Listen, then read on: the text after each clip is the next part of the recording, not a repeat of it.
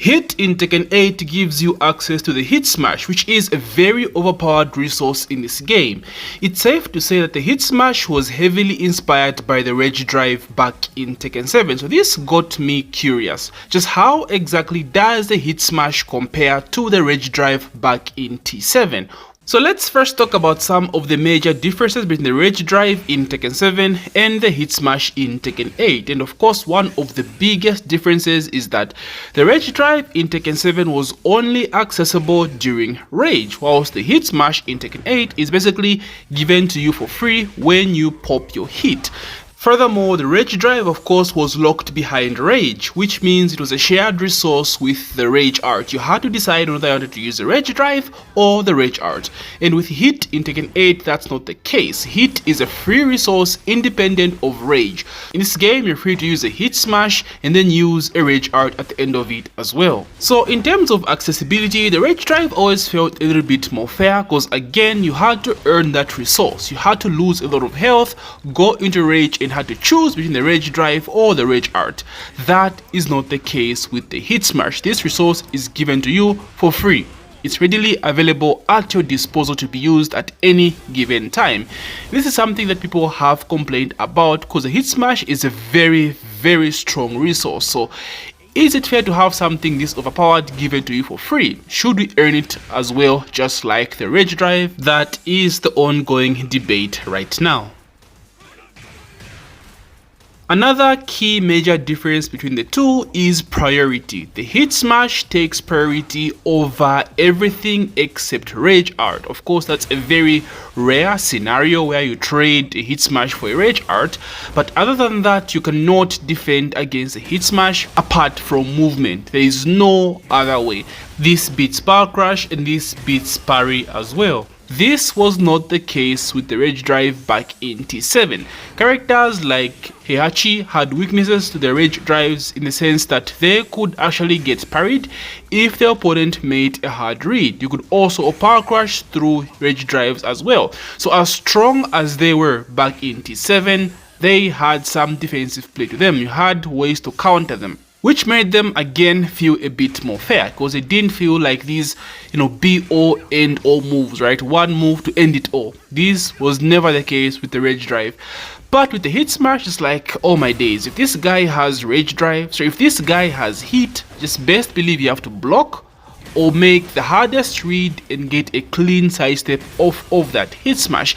You mess up just by one bit, you're losing 50% of your health bar. So the risk and reward on the Hit Smash does not feel as fair as the risk and reward on the Rage Drive back in T7 because again, you had way more defensive options against the Rage Drive in T7 than you have against the Hit Smash in Tekken 8.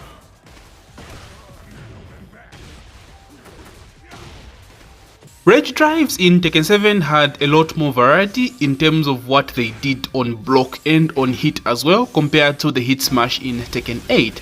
So for example, the Hit Smash in Tekken 8 on block either leaves you point blank range in your opponent's face at super plus frames, or they put you in a stance mix-up situation. So either way, your opponent had to guess. There are very few Hit Smashes in this game that are not plus on block, that don't leave you close point blank range or don't even put you in stance, but that was not the case with a lot of Rage Drives in Tekken 7 actually. So for example, Leroy's Rage Drive had like super overpowered wall splat properties. Think of Jin's Hit Smash 2 in Tekken 8 that was splat from freaking Antarctica.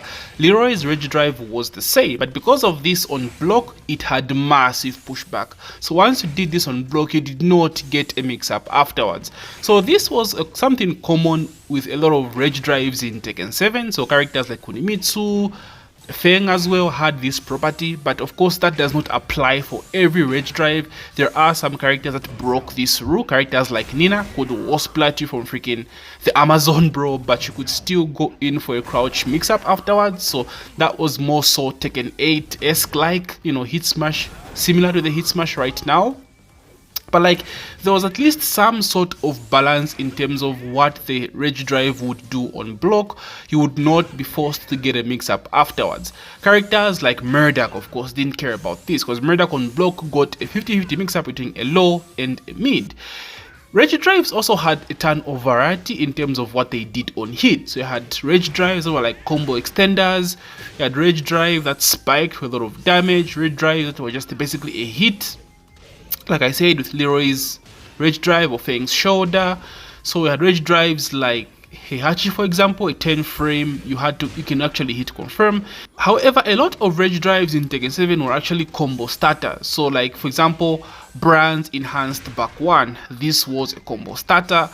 Dragunov's instant running 1+2 was a combo starter. Miguel had this, Eddie had this. A lot of characters had these sorts of rage drives, but this, however, did not make them feel overpowered still, because at the end of the day, your opponent would only get this during rage, and like at this point you'd both be at super low health, right? So you can get hit by this rage drive and you'll even die before like the combo even finishes, right? It was kind of an interesting thing, right?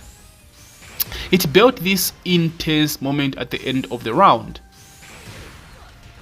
Even when these rage drives hit on block, you did not get massive amounts of plus frames compared to what you get after throwing out the hit smash on block.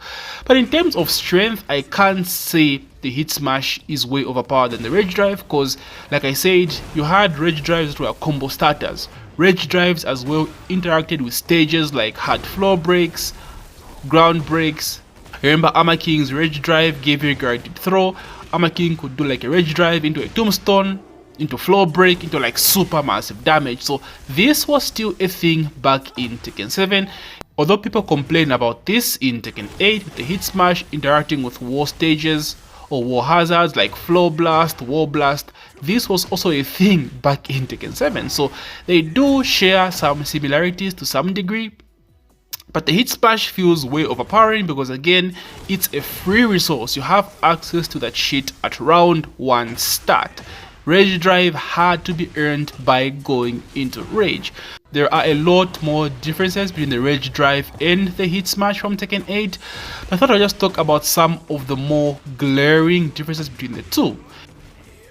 Now, what would I personally want for the hit smash in Tekken 8 to be? And guys, I'll be honest with you, I would completely remove the hit smash and just bring back the rage drive. The problem with the hit smash is, like I said, again, it's a free resource and the opponent still has rage after using the hit smash. So in this game, you have situations where it's like, boom, you get hit by the YOLO rage art, and then the opponent pops a hit if they still have the gauge, and now you have to deal with the mix-up that comes after the opponent throws out the hit smash. If they land it on hit, they get 50 plus damage just for throwing out this move. If it's on block, they get a free mix-up. So you don't really have those intense situations that you had back in Tekken 7 where it's like, oh, he decided to use his rage drive, so now he doesn't have rage anymore. He doesn't have the damage, he doesn't have the rage art. But in this game, it's like, oh man, he used his hit smash, okay, so now you have to deal with his rage because he has damage and he has the rage art. So it just feels like there's a very glaring imbalance with the way the hit smash works in this game and just hit in general. I made this video specifically for the hit smash, but like the problem goes deeper if you bring in hit overall into the discussion. Because remember I said with the hit smash, so with the rage drive back in T7, we had variety. Some had weaknesses, like for example Shaheen's hit smash had a mid-low, so it was a mid-high, so you could deck the second hit and punish him. Some started combos which were like pretty strong, some spiked for like big combo damage. But you get all that in Tekken 8 as well with the hit dash, because hit dash gives you moves that can become launchers whilst in hit. So like, whilst rage drives in Tekken 7 had variety, you picked a character depending on which rage drive you preferred, what you wanted. Let's be honest, like if you wanted a good rage drive, you say, okay, this character's rage drive is shit. Like that's why people didn't like Armor King, for example. But Murdoch had a god-like rage drive because massive damage on hit and a huge ass mix-up on block.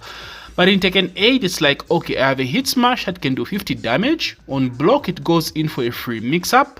Then if I want, I can use my hit dash, which I can get a free combo launcher afterwards. So like the variety you had in the rage drives of Tekken 7 is gone in Tekken 8, because again, like I said, the hit dash is another option you have in hit, of course outside of talking about the hit smash.